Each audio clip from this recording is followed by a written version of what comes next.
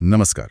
आज हम तेल और गैस की दुनिया के एक ऐसे हिस्से की गहराई में उतर रहे हैं जो अक्सर नज़रों से ओझल रहता है पर है बेहद ज़रूरी।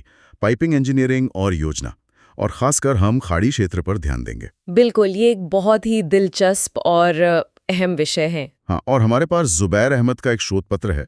उन्हें इस इंडस्ट्री में प्लानिंग इंजीनियर के तौर पर 15 साल का अनुभव है। जी। तो आज हमारी कोशिश रहेगी ये समझने की कि ये पाइप्स इतने अहम क्यों हैं, खाड़ी क्षेत्र में इन्हें लगाने में क्या खास मुश्किलें आती हैं, और कैसे ये बड़े जटिल प्रोजेक्ट्स शुरू से आखिर तक संभाले जाते हैं। हाँ, ये पूरी प्रक्रिया काफी जटिल होती है। और एक बात जो मुझे खासी दिलचस्प लगी, किसी भी बड़े तेल या गैस प्रोजेक्ट की कुल लागत का मान लीजिए 20 से 30% सिर्फ पाइपिंग पर। जी हाँ, ये आंकड़ा बिल्कुल सही है। ये बहुत महत्वपूर्ण है लागत के लिहाज से। वाकई। चलिए तो फिर इसे खोलते हैं, समझते हैं। सबसे पहले, ये पाइपिंग इंजीनियरिंग है क्या चीज, बिल्कुल आसान शब्दों में। देखिए, आसान शब्दों में कहें तो तेल और गैस प्लांट में कई तरह के तरल पदार्थ होते हैं। कच्चा तेल, गैस, केमिकल्स, पानी, भाप और भी बहुत कुछ। पाइपिंग इंजीनियरिंग का काम है इन सबको एक जगह से दूसरी जगह सुरक्षित और सही तरीके से पहुंचाने के लिए पाइप का पूरा नेटवर्क डिजाइन करना। डिजाइन करना, उनका विश्लेषण करना, उन्हें इंस्टॉल करना, फिर उनकी टेस्टिंग करना और बाद में उनका रखरखाव भी करना। मतलब ये सब कुछ इसी में आता है। आप इन्हें प्लांट की नसें या धमनियां समझ सकते हैं। जीवन रेखाएं। जीवन रेखाएं, ये सुनकर इसकी अहमियत समझ आती है। थोड़ी और बात करते हैं इस पर, खासकर आर्थिक और सुरक्षा के नजरिए से ये कितना जरूरी है। हाँ, अहमियत तो कई स्तरों पर है। पहली बात, जैसा मैंने कहा, ये प्लांट को लगातार मतलब 24/7 चालू रखने के लिए जरूरी हैं। ये अलग अलग यूनिट्स को जोड़ती हैं, जैसे क्रूड डिस्टिलेशन यूनिट को कैटालिटिक क्रैकर से। अच्छा, और साथ ही प्लांट चलाने के लिए जो जरूरी चीजें हैं, स्टीम है, कूलिंग वाटर है, हवा है, और सुरक्षा के लिए जैसे फायर वाटर सिस्टम, वो सब इन्हीं पाइप्स के जरिए पहुंचता है। और आर्थिक पहलू, वो 20-30% वाला आंकड़ा तो है ही। हाँ, वो तो है ही। नए प्रोजेक्ट्स जिन्हें हम ग्रीन फील्ड कहते हैं, उनमें कुल लागत का 20 से 30% पाइपिंग होता है। और जब प्लांट में मेंटेनेंस होता है, जिसे टर्न अराउंड कहते हैं, तो उसके बजट का भी 15-25% पाइपिंग से जुड़ा होता है। और एक और बात, कंस्ट्रक्शन के दौरान सबसे ज्यादा लोग और मेहनत इसी काम में लगते हैं। कुल जितने घंटे काम होता है, उसका करीब 40 से 50%। बाप रे, ये तो बहुत ज्यादा है। और सुरक्षा, आपने कहा खतरनाक तरल पदार्थ होते हैं इनमें। बिल्कुल सही। सुरक्षा का पहलू सबसे अहम है। सोचिए, इन पाइपों में अक्सर बहुत ज्यादा दबाव होता है। तापमान बहुत ऊंचा या बहुत नीचा हो सकता है, और इनमें बहने वाले तरल पदार्थ ज्वलनशील, जहरीले, विस्फोटक हो सकते हैं। तो अगर कुछ गड़बड़ हुई तो? अगर कोई पाइपलाइन फेल हो चाहे तो नतीजे बहुत गंभीर हो सकते हैं। आग लग सकती है, धमाका हो सकता है, खतरनाक केमिकल लीक हो सकता है, पर्यावरण को नुकसान, जानमाल का खतरा। इसीलिए इनकी डिजाइन और कंस्ट्रक्शन के लिए बहुत सख्त नियम और कायदे हैं, जैसे ASME, API कोड्स। इनका पालन करना ही पड़ता है। तकनीकी तौर पे भी ये जटिल होगा फिर। आपने तापमान और दबाव का जिक्र किया, किस रेंज की बात कर रहे हैं हम? हाँ, तकनीकी जटिलता तो बहुत है। तापमान की बात करें तो LNG यानी लिक्विफाइड नेचुरल गैस, उसके लिए पाइपिंग को -196 डिग्री सेल्सियस तक ठंडा झेलना पड़ता है। -196? हाँ, और दूसरी तरफ कुछ रिफॉर्मर यूनिट्स के आउटलेट पर तापमान 600 डिग्री सेल्सियस तक जा सकता है। 600 डिग्री? और दबाव? दबाव भी कुछ सिस्टम्स में 450 बार तक पहुंच सकता है। ये बहुत हाई प्रेशर है। तो इसके लिए मटेरियल भी खास लगते होंगे। बिल्कुल, आम कार्बन स्टील से लेकर खास तरह के अलॉय स्टील, स्टेनलेस स्टील, बहुत कुछ इस्तेमाल होता है। फिर खास तरह के वॉल्व, फिटिंग्स, गैस्केट्स, बोल्ट्स, हर चीज बहुत सोच समझकर चुनी जाती है। समझ गया। ये तो हुई पाइपिंग की बात। अब आते हैं खाड़ी क्षेत्र पर। GCC देश, सऊदी अरेबिया, UAE, कतर, यहाँ तेल और गैस का बहुत बड़ा काम है। हाँ बिल्कुल, ये दुनिया के सबसे बड़े तेल और गैस उत्पादक और निर्यातक देशों में से हैं। सऊदी अरामको है, जो दुनिया की सबसे बड़ी तेल कंपनी है। सैबिक है पेट्रोकेमिकल्स में। UAE में ADNOC, कतर में कतर एनर्जी, जो LNG में लीडर है। कुवैत में KOC, KNPC, ये सब बहुत बड़े खिलाड़ी हैं। और वहाँ लगातार काम चलता रहता है, नए प्रोजेक्ट्स। हाँ, हमेशा विस्तार होता रहता है। जैसे आजकल कतर का नॉर्थ फील्ड एक्सपेंशन चल रहा है, या सऊदी अरेबिया का जाफूरा गैस डेवलपमेंट प्रोजेक्ट है। तो काम बहुत है। लेकिन जाहिर है वहाँ काम करने की अपनी चुनौतियां भी होंगी, मौसम वगैरह। बिल्कुल, खाड़ी क्षेत्र की अपनी अलग अनोखी चुनौतियां हैं जो पाइपिंग प्रोजेक्ट्स को और भी मुश्किल बना देती हैं। सबसे बड़ी चुनौती है भीषण गर्मी। कितनी गर्मी? गर्मियों में तापमान 45 से 55 डिग्री सेल्सियस तक चला जाता है। अब सोचिए, इतनी गर्मी में बाहर काम करना कितना मुश्किल है। इससे काम करने वालों की सेहत पर असर पड़ता है, उनकी काम करने की रफ्तार मतलब प्रोडक्टिविटी कम हो जाती है। हाँ, ये तो है। और कुछ खास तरह के मटेरियल को स्टोर करने में भी दिक्कत आती है इस तापमान पर। गर्मी के अलावा और क्या है? नमी, खासकर जो इलाके समंदर किनारे हैं वहाँ हवा में नमी बहुत ज्यादा होती है, 70 से 90% तक। इससे लोहे में जंग लगने का खतरा बहुत बढ़ जाता है। तो पाइप्स और इक्विपमेंट को बचाने के लिए खास कोटिंग और उपाय करने पड़ते हैं। और वो रेत और धूल, रेगिस्तानी इलाका है। हाँ, वो भी एक बड़ी समस्या है। हवा में हमेशा रेत और धूल रहती है। ये मशीनों और उपकरणों में घुसकर उन्हें खराब कर सकती है। कंस्ट्रक्शन के वक्त पाइपों के अंदर जा सकती है, जिससे बाद में दिक्कत हो। तो सफाई और सुरक्षा का बहुत ध्यान रखना पड़ता है। लोग और नियम कानून वहां भी कुछ खास है। देखिए, यहाँ जो वर्कफोर्स है वो मल्टीनेशनल होती है। दुनिया भर से लोग आते हैं, अलग अलग भाषाएं, अलग अलग स्किल लेवल। तो इस बड़ी टीम को मैनेज करना अपने आप में एक चुनौती है। हाँ, कम्युनिकेशन एक मुद्दा हो सकता है। बिल्कुल। और फिर सुरक्षा और पर्यावरण को लेकर नियम बहुत सख्त हैं। कई बार लोकल कंटेंट यानी स्थानीय स्तर पर बने सामान को प्राथमिकता देने के नियम भी होते हैं। और आखिर में लॉजिस्टिक्स। कई प्लांट दूर दराज के इलाकों में होते हैं, बंदरगाहों पर भीड़ रहती है, कस्टम्स की प्रक्रियाएं जटिल हो सकती हैं। इन सब से प्रोजेक्ट में देरी होने का खतरा रहता है। समझ गया, काफी सारी चुनौतियां हैं। अच्छा, अब इन चुनौतियों के बीच प्लांट में जो पाइपिंग होती है, क्या उसके अलग अलग प्रकार होते हैं? हाँ, मोटे तौर पे हम पाइपिंग सिस्टम्स को 4 मुख्य कैटेगरी में बांट सकते हैं। पहली है प्रोसेस पाइपिंग। Process piping? हाँ, ये वो पाइपलाइन है जिनमें सीधे वो तरल पदार्थ बहते हैं जो प्रोडक्शन या रिफाइनिंग प्रक्रिया का हिस्सा हैं। जैसे कच्चा तेल यूनिट तक लाना या तैयार पेट्रोल या डीजल को टैंक तक ले जाना। ये अक्सर हाई टेम्परेचर, हाई प्रेशर पर काम करती हैं। इनके लिए ASME B31.3 जैसा कोड लगता है और इनकी डिजाइन में स्ट्रेस एनालिसिस बहुत जरूरी होता है। ठीक है। और दूसरी कैटेगरी? दूसरी है यूटिलिटी पाइपिंग। ये सीधे प्रोडक्ट बनाने में शामिल नहीं होती, लेकिन प्लांट को चलाने के लिए जरूरी सर्विसेज देती हैं। जैसे स्टीम यानी भाप की लाइनें। अलग अलग प्रेशर की स्टीम होती है, लो, मीडियम, हाई, जो गर्माहट देने या मशीनें चलाने के काम आती है। फिर कूलिंग वाटर सिस्टम, जो इक्विपमेंट को ठंडा रखता है। इसमें समुद्र का पानी भी इस्तेमाल हो सकता है या ट्रीट किया हुआ पानी भी। और हवा और उपकरणों को कंट्रोल करने के काम आती है।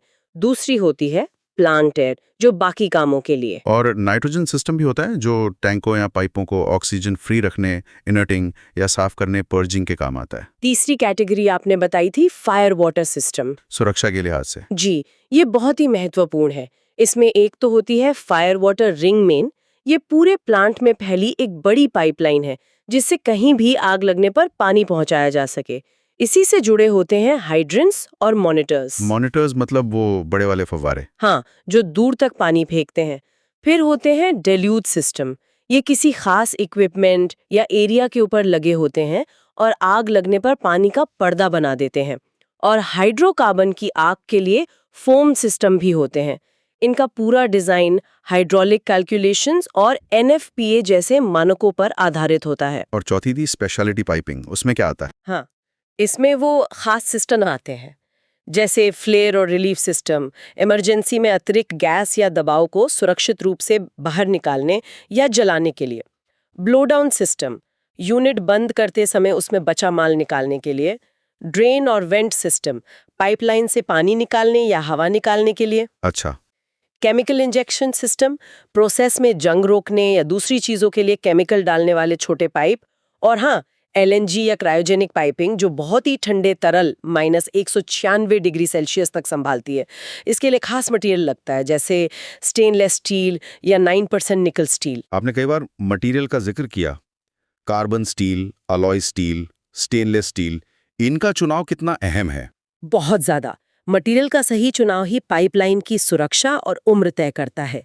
ये इस पर निर्भर करता है कि पाइप में क्या बहेगा, उसका तापमान और दबाव कितना होगा, वो कितना कोरोसिव यानी संक्षारक है, और हाँ, लागत कितनी आएगी। सबसे आम कौन सा है?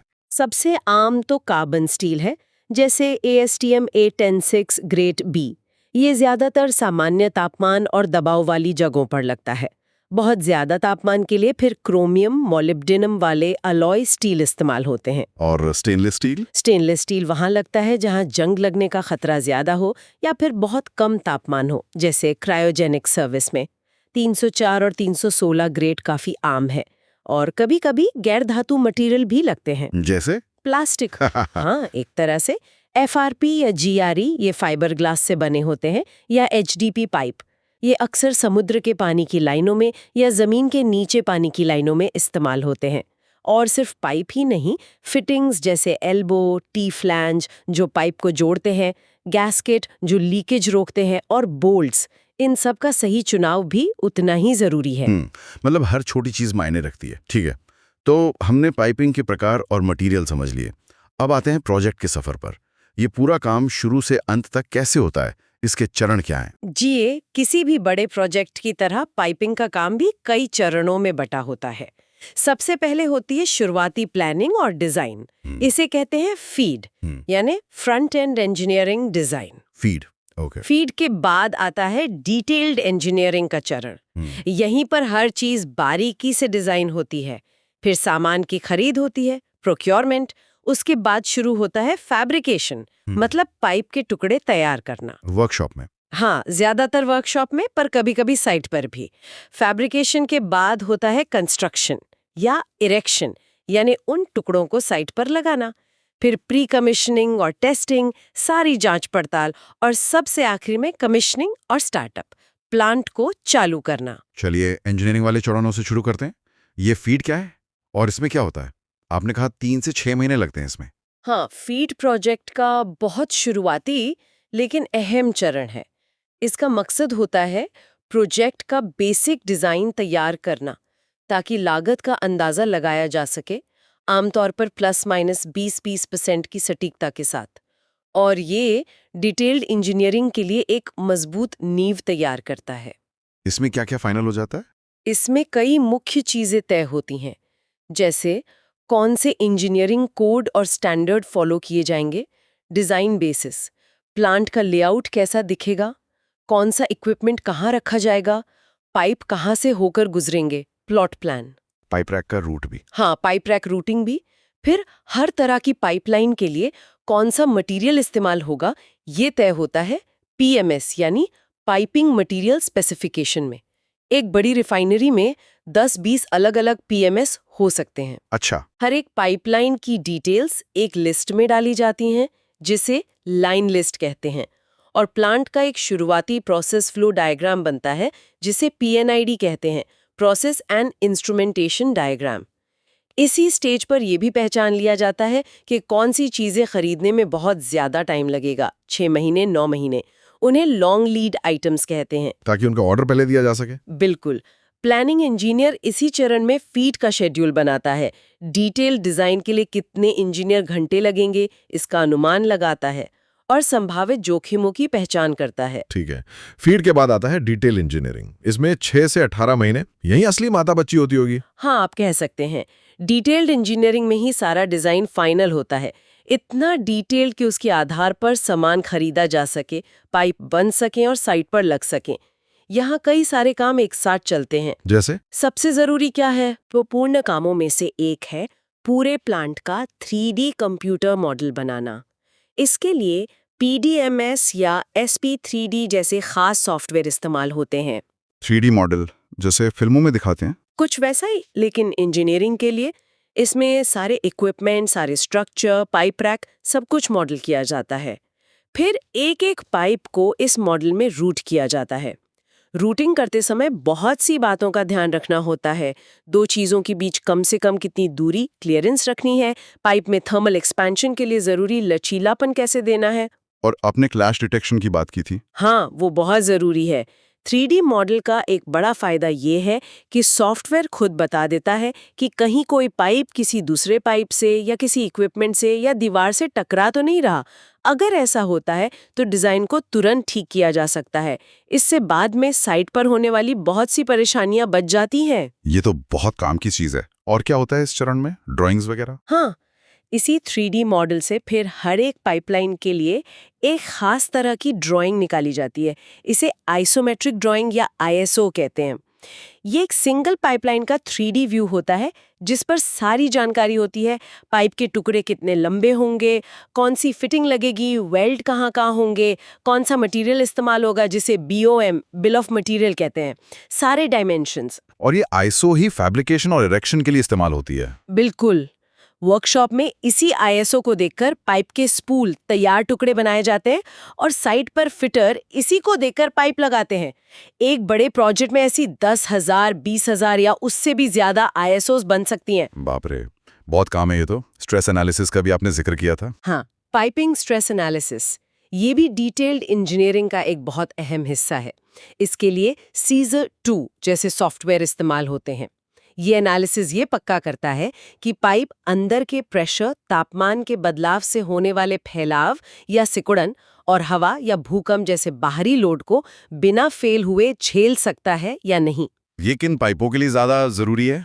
वैसे तो सभी के लिए जरूरी है, लेकिन खास तौर पर जो लाइनें बहुत ज्यादा तापमान पर काम करती हैं या जो घूमने वाले इक्विपमेंट जैसे पंप या टरबाइन से जुड़ी होती हैं, उनके लिए बेहद जरूरी है। अगर स्ट्रेस ज्यादा आ रहा हो तो पाइप का रूट बदलना पड़ता है या खास तरह के सपोर्ट्स लगाने पड़ते हैं। सपोर्ट्स, हाँ।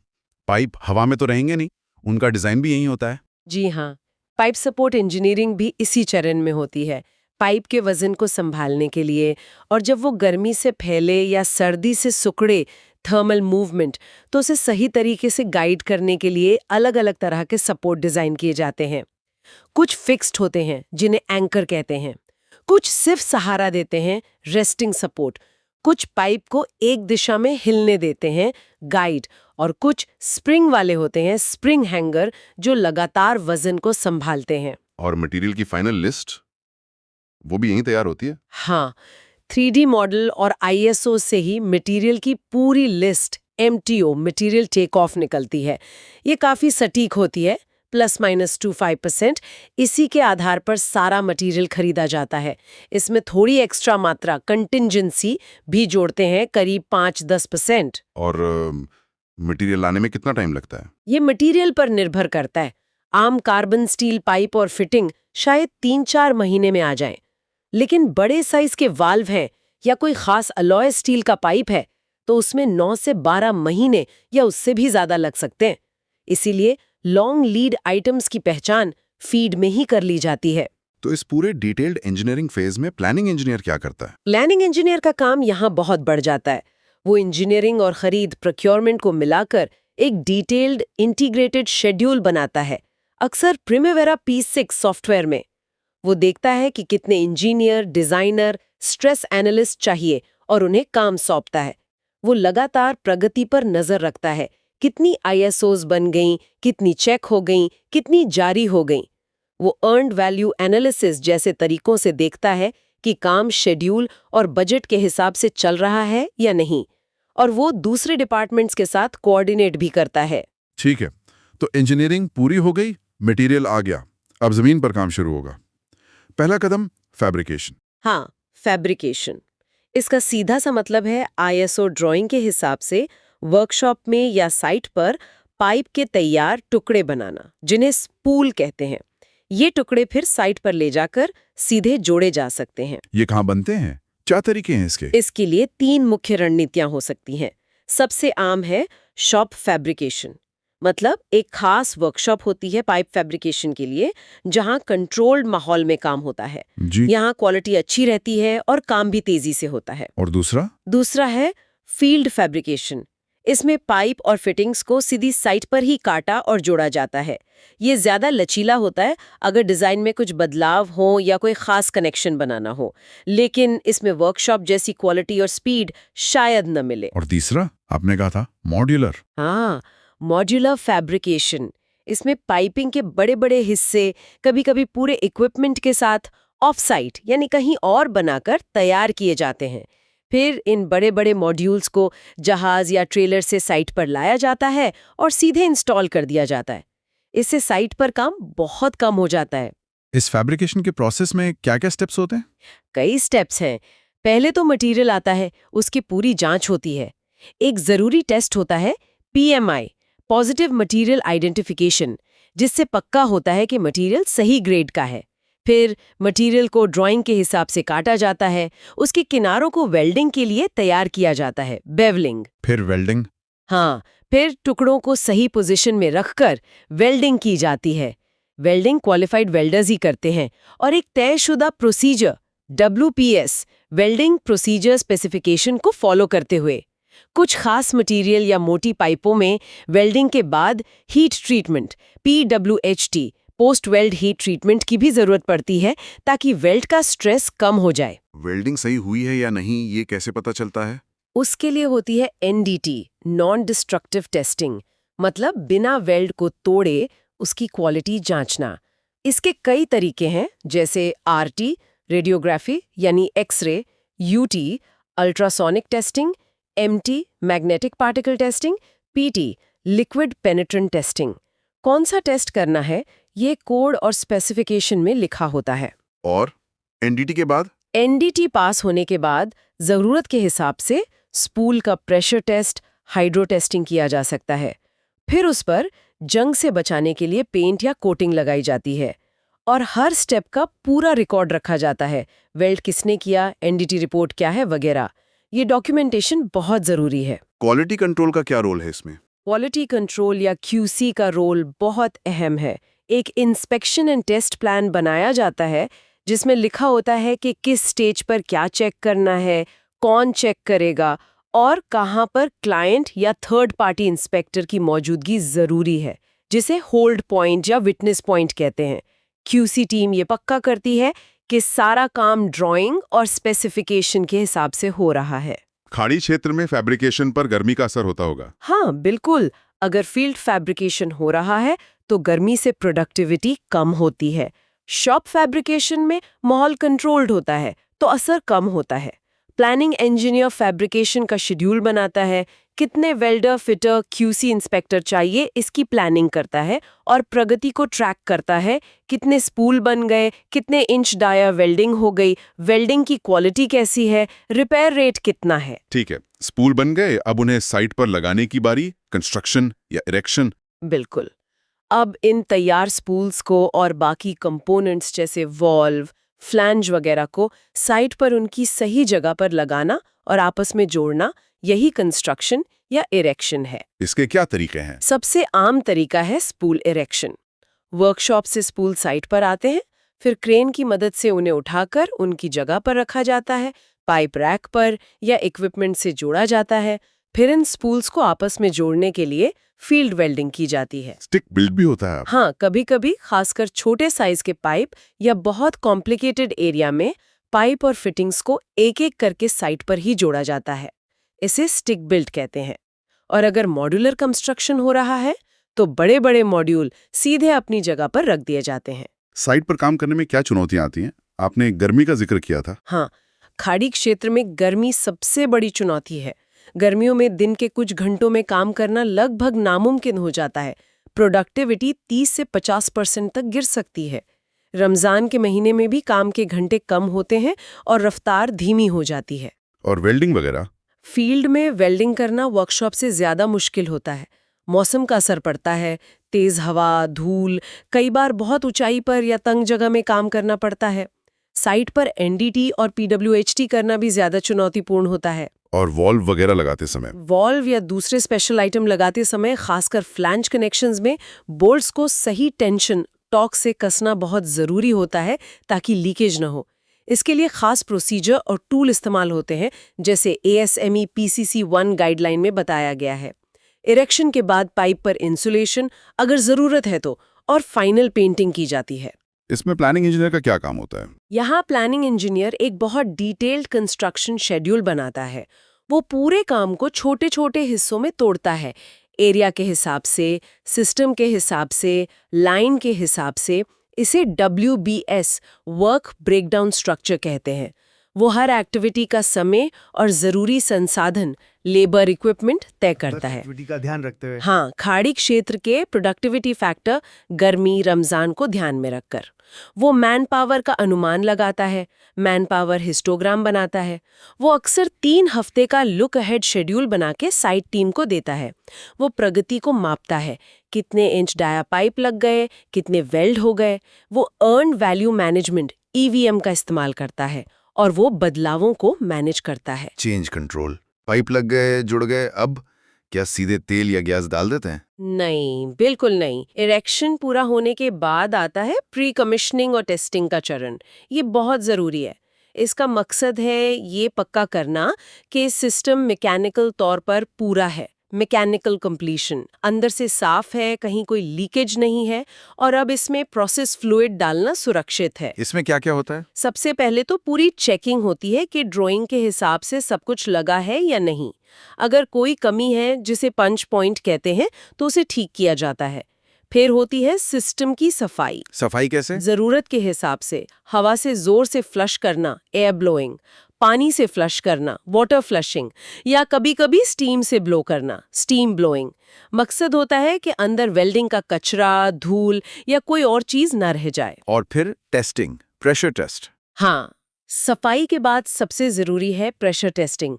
ये कंफर्म करता है कि सिस्टम मजबूत है और लीक नहीं करेगा। ज्यादातर हाइड्रोस्टैटिक टेस्ट होता है। सिस्टम में पानी भरकर उसे डिजाइन प्रेशर के 1.5 गुना यानी 1.5x दबाव तक ले जाते हैं और कुछ देर होल्ड करते हैं। पानी की जगह हवा से भी टेस्ट होता है? हाँ, कभी-कभी न्यूमेटिक टेस्ट भी करते हैं, हवा या नाइट्रोजन से। ये डिजाइन प्रेशर के 1.1 गुना तक होता है, लेकिन न्यूमेटिक टेस्ट ज्यादा खतरनाक माना जाता है क्योंकि कंप्रेस्ड गैस में ज्यादा एनर्जी होती है, इसलिए बहुत सावधानी से किया जाता है। टेस्टिंग के बाद? टेस्टिंग के बाद सिस्टम को सुखाना पड़ता है, खासकर अगर उसमें पानी नहीं रहना चाहिए। इसके लिए हवा, नाइट्रोजन या वैक्यूम का इस्तेमाल करते हैं और फिर सिस्टम को जंग वगैरह से बचाने के लिए संरक्षित किया जाता है जब तक कि उसे चालू ना किया जाए। इसमें प्लानिंग इंजीनियर का role? Planning engineer pre commissioning और टेस्टिंग का शेड्यूल बनाता है। उसके लिए ज़रूरी संसाधनों, पानी, पंप, टेस्टिंग इक्विपमेंट की योजना बनाता है, प्रगति ट्रैक करता है और कंस्ट्रक्शन टीम और कमिश्निंग टीम के बीच कोऑर्डिनेशन में मदद करता है। और अब आता है सबसे आखिरी चरण, कमिश्निंग और स्टार्टअप। हाँ, ये फाइनल स्टेज है। अब सिस्टम तैयार है। कमिश्निंग का मतलब है सिस्टम में सुरक्षित तरीके से प्रोसेस फ्लूइड जैसे तेल, गैस, केमिकल डालना शुरू करना, ये चेक करना कि सब कुछ डिजाइन के मुताबिक काम कर रहा है और फिर प्लांट को ऑपरेशन टीम के हवाले कर देना ताकि वो उसे चला सकें। इसमें क्या स्टेप्स होते हैं? पहले सिस्टम का हैंडओवर होता है कंस्ट्रक्शन से कमिश्निंग टीम को। फिर होती है ड्राई कमिश्निंग, बिना प्रोसेस फ्लूइड के इक्विपमेंट और कंट्रोल्स की चेकिंग। फिर वेट कमिश्निंग, पानी या किसी और सुरक्षित फ्लूइड के साथ सिस्टम को चलाकर देखना। इसके बाद धीरे धीरे असली प्रोसेस फ्लूइड इंट्रोड्यूस किया जाता है। फिर परफॉर्मेंस टेस्ट होते हैं, ये देखने के लिए कि प्लांट अपनी क्षमता के अनुसार उत्पादन कर रहा है या नहीं। और आखिर में प्लांट ऑपरेशन टीम को सौंप दिया जाता है। और यहाँ प्लानिंग इंजीनियर? यहाँ भी प्लानिंग इंजीनियर कमिश्निंग शेड्यूल को कोऑर्डिनेट करता है, संसाधनों की योजना बनाता है और सिस्टम टर्नओवर की ट्रैकिंग में मदद करता है। तो इस पूरी कहानी में शुरू से आखिर तक, फीड से लेकर स्टार्टअप तक, ये प्लानिंग इंजीनियर एक तरह से सूत्रधार का काम कर रहा है। और गैस प्रोजेक्ट्स में एक बहुत ही महत्वपूर्ण भूमिका निभाता है। वो प्रोजेक्ट के शेड्यूल, संसाधनों और प्रगति को बनाए रखने और नियंत्रित करने के लिए जिम्मेदार है। खासकर पाइपिंग इंटेंसिव प्रोजेक्ट्स में उसे पाइपिंग इंजीनियरिंग, कंस्ट्रक्शन के तरीकों की और इंडस्ट्री प्रैक्टिसेस की गहरी समझ होनी चाहिए। तभी वो एक प्रैक्टिकल और हासिल करने योग्य प्लान बना सकता है। तो उसे क्या क्या आना चाहिए, स्किल्स क्या चाहिए? उसे प्रोजेक्ट मैनेजमेंट के सिद्धांत पता होने चाहिए, जैसे PMI या AACE के, प्रिमावेरा P6 या MS प्रोजेक्ट जैसे शेड्यूलिंग सॉफ्टवेयर में एक्सपर्ट होना चाहिए। इंजीनियरिंग और कंस्ट्रक्शन की प्रक्रियाओं की अच्छी समझ होनी चाहिए और रिस्क मैनेजमेंट भी आना चाहिए। मतलब काफी वर्सेटाइल रोल है। हाँ, बिल्कुल। उसे पता होना चाहिए कि किस काम में कितना टाइम लगेगा, कितने लोग लगेंगे। उसे खाड़ी क्षेत्र के प्रोडक्टिविटी फैक्टर्स को अपनी प्लानिंग में शामिल करना होता है। उसे मटेरियल कब आएगा ये ट्रैक करना होता है। उसे कॉस्ट को भी ट्रैक करना होता है, एस कर्व वगैरह बनाकर। आपने प्रिमावेरा P6 और EVM का जिक्र किया, ये कितने जरूरी हैं? प्रिमावेरा P6 तो इंडस्ट्री स्टैंडर्ड है बड़े प्रोजेक्ट्स की शेड्यूलिंग के लिए। प्लानिंग इंजीनियर को इसमें महारत होनी चाहिए। प्रोजेक्ट सेटअप करना, एक्टिविटीज डालना, लॉजिक लगाना, क्रिटिकल पाथ निकालना, शेड्यूल अपडेट करना, रिसोर्स लेवलिंग करना, ये सब। और EVM, earned value management. EVM एक बहुत पावरफुल टूल है प्रोजेक्ट की सेहत पता करने के लिए। ये सिर्फ ये नहीं देखता कि कितना काम हुआ है, बल्कि ये भी देखता है कि उस काम को करने में कितना पैसा और समय लगना चाहिए था और असल में कितना लगा। इससे पता चलता है कि प्रोजेक्ट शेड्यूल से पीछे है या आगे, बजट से ज्यादा खर्च कर रहा है या कम। इसके कुछ खास मेट्रिक्स होते हैं? हाँ, इसमें कुछ की परफॉर्मेंस इंडिकेटर्स होते हैं, जैसे SPI और CPI। इनकी वैल्यू से पता चलता है कि प्रोजेक्ट कैसा परफॉर्म कर रहा है। प्लानिंग इंजीनियर इन मैट्रिक्स का विश्लेषण करके प्रोजेक्ट मैनेजमेंट को रिपोर्ट करता है और भविष्य के बारे में अनुमान लगाने में मदद करता है, जैसे ESC, एस्टिमेट एट कंप्लीशन। समझ गया। तो कुल मिलाकर हमने खाड़ी के विशाल तेल और गैस क्षेत्र में पाइपिंग इंजीनियरिंग की परिभाषा और उसके महत्व से लेकर उसके जटिल चरणों तक की यात्रा की। इंजीनियरिंग, फैब्रिकेशन, कंस्ट्रक्शन, टेस्टिंग और हर कदम पर प्लानिंग की महत्वपूर्ण भूमिका को समझा। लागत का महत्व, क्षेत्रीय चुनौतियां जैसे गर्मी और लॉजिस्टिक्स, इंजीनियरिंग में सटीकता की जरूरत जैसे 3D मॉडलिंग और स्ट्रेस एनालिसिस, और काम को पूरा करने का एक मुनज़्ज़म तरीका। ये कुछ खास बातें नहीं। हाँ, बिल्कुल। निचोड़ यही है कि इन जरूरी नेटवर्क्स को बनाना, खासकर खाड़ी क्षेत्र की मुश्किल परिस्थितियों में, एक अविश्वसनीय रूप से जटिल, महंगा और चुनौतीपूर्ण काम है। इसमें हर स्तर पर इंजीनियरिंग, प्लानिंग, मैनेजमेंट और कुशल कारीगरी की जरूरत होती है। और ये हमें एक अहम सवाल पर लाता है। हाँ, एक सवाल जो भविष्य की ओर देखता है। जिस तरह से प्रोजेक्ट्स और जटिल होते जा रहे हैं, खाड़ी क्षेत्र के हालात चुनौतीपूर्ण बने हुए हैं और हमेशा लागत कम करने और समय पर काम पूरा करने का दबाव रहता है। हाँ, तो सवाल ये उठता है कि भविष्य में कौन सी नई तकनीकें या इनोवेशंस इस पूरे काम में क्रांति ला सकती हैं? क्या वो नए बेहतर मटेरियल होंगे, या रोबोटिक वेल्डिंग या ऑटोमेटेड NDT जैसी ऑटोमेशन तकनीकें होंगी, या फिर प्लानिंग, मॉनिटरिंग और कोऑर्डिनेशन के लिए और भी स्मार्ट डिजिटल टूल्स और AI का इस्तेमाल होगा? ये सोचने वाली बात है कि अगला बड़ा बदलाव इन महत्वपूर्ण पाइपिंग नेटवर्क्स के निर्माण और प्रबंधन के तरीके में कहां से और कैसे आएगा। वाकई एक दिलचस्प सवाल भविष्य के लिए। और इसी विचार के साथ इस स्रोत सामग्री पर हमारी ये गहन चर्चा यहीं समाप्त होती है।